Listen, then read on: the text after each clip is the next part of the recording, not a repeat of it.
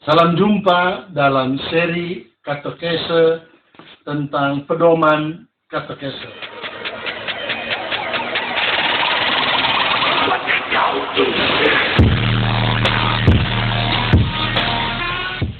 Kali ini kita akan membahas tentang pedoman katekese tahun 1997.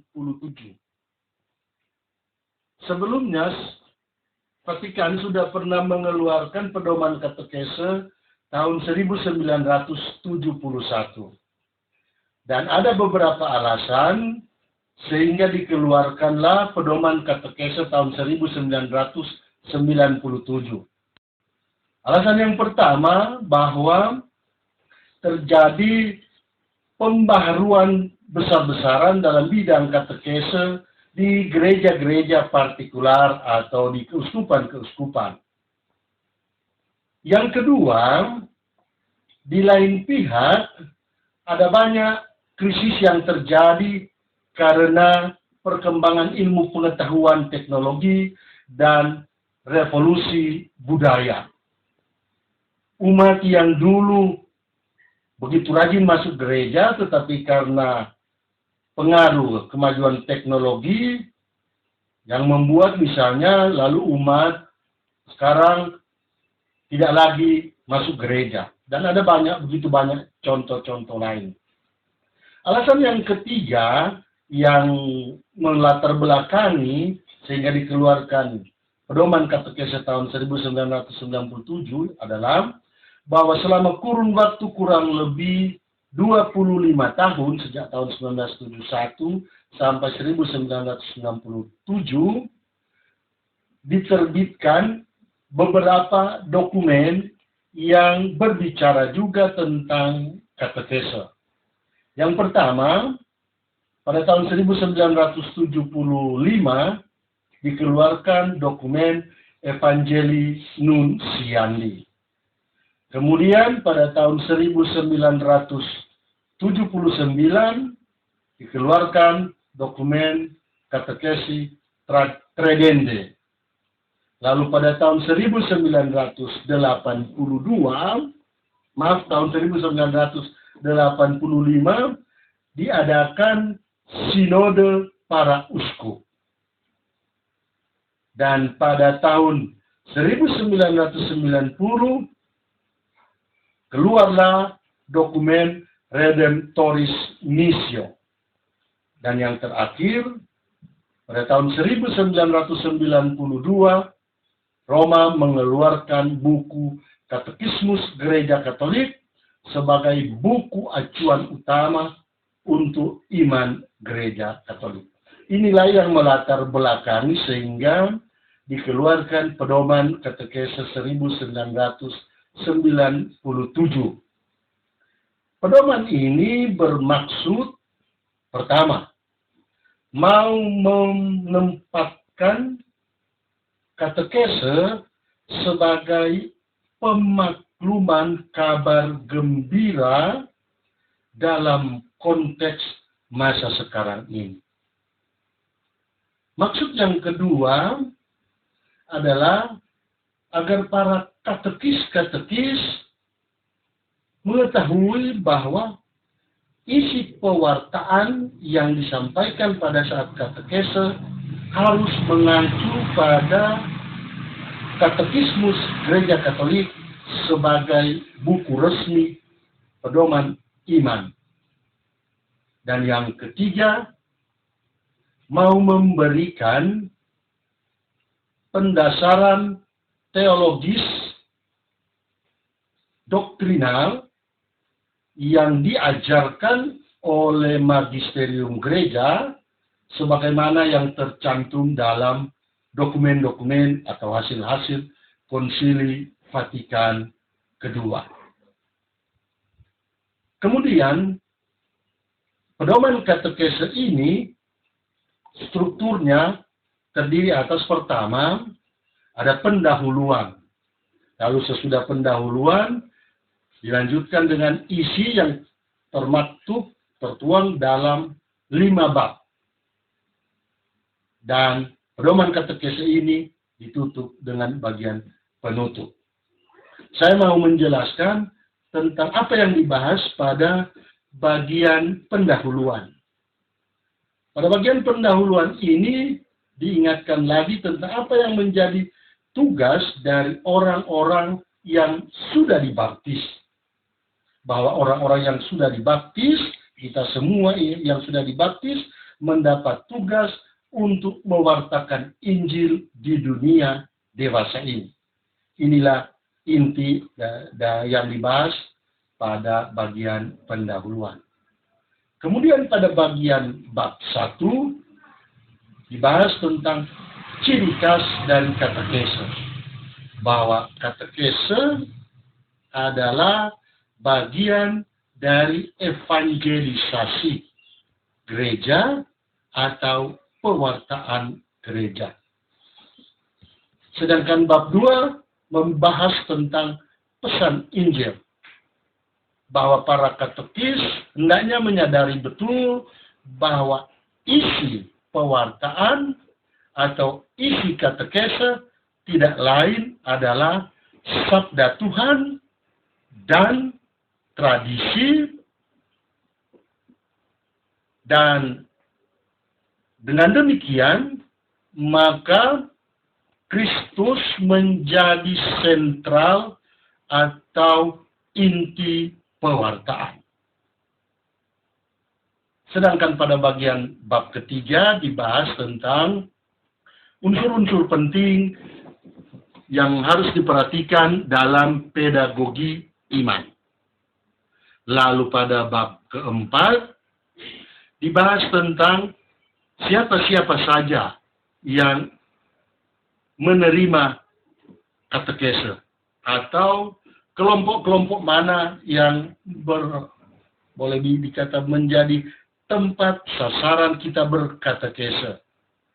Dan pada pedoman katekese ini dikatakan bahwa para katekis hendaklah memperhatikan situasi keadaan dari kelompok-kelompok ini.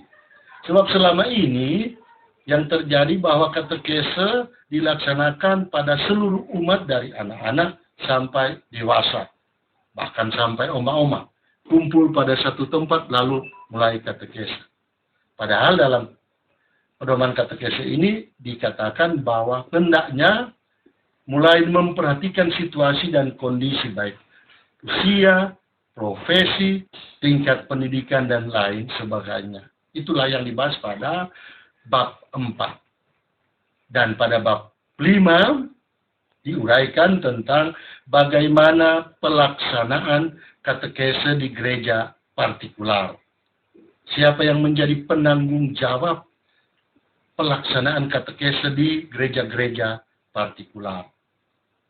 Pedoman katekese tahun 1997 ini ditutup dengan anjuran agar supaya karya-karya katekese masa kini semakin diintensifkan. Dalam pedoman katekese tahun 1997 ini juga secara tegas ditujukan kepada pertama para uskup, konferensi para uskup, dan siapa saja, semua orang yang terlibat dalam katekese.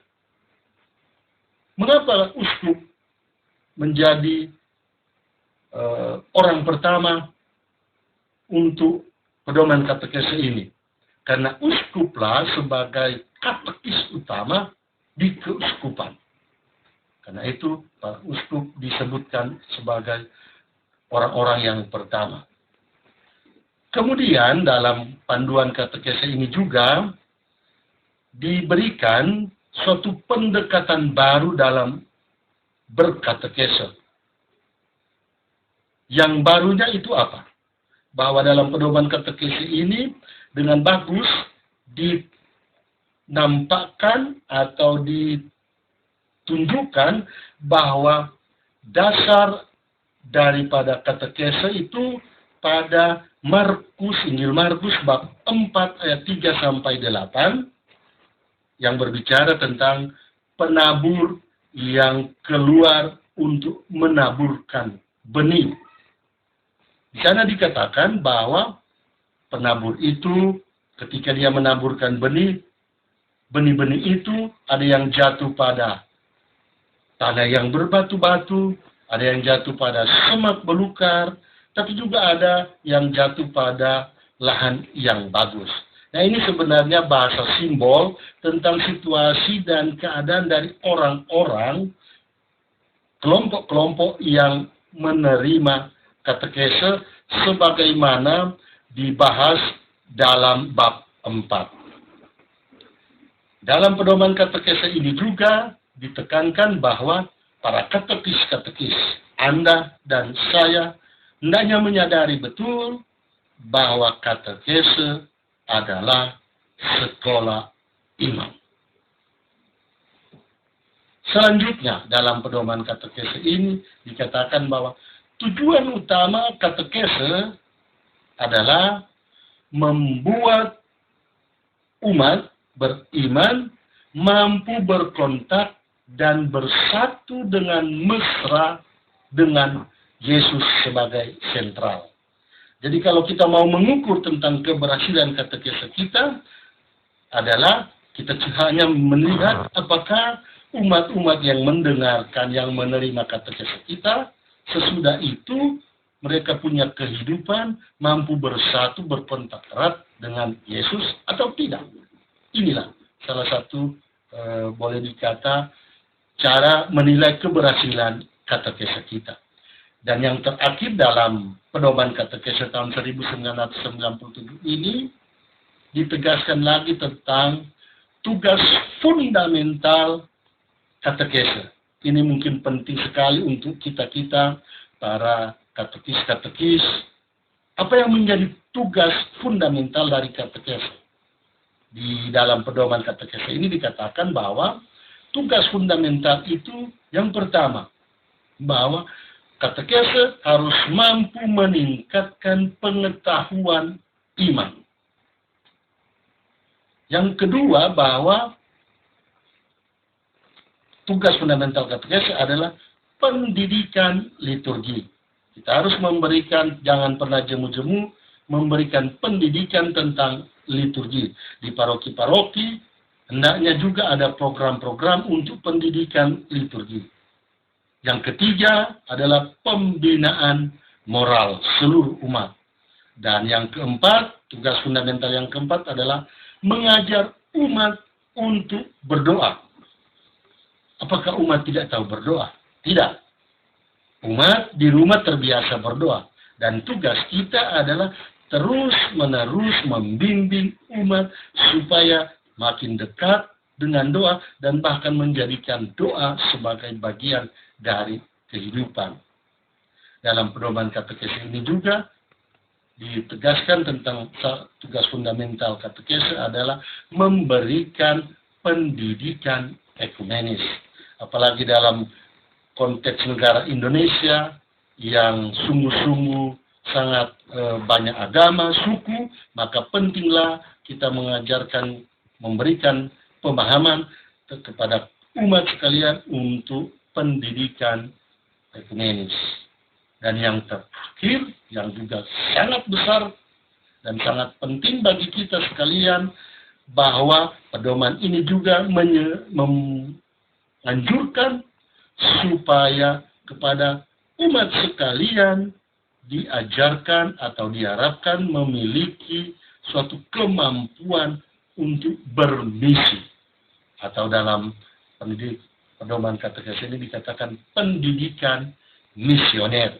Kita mulai bermisi mulai dari lingkungan, keluarga kita, dan seterusnya. Inilah yang boleh disampaikan pada pedoman katekese tahun 1997 ini. Mudah-mudahan ini juga meskipun sudah lewat, sudah ada pedoman katekese terbaru, tapi ini tetap aktual untuk menjadi bahan pembelajaran bagi kita. Terima kasih.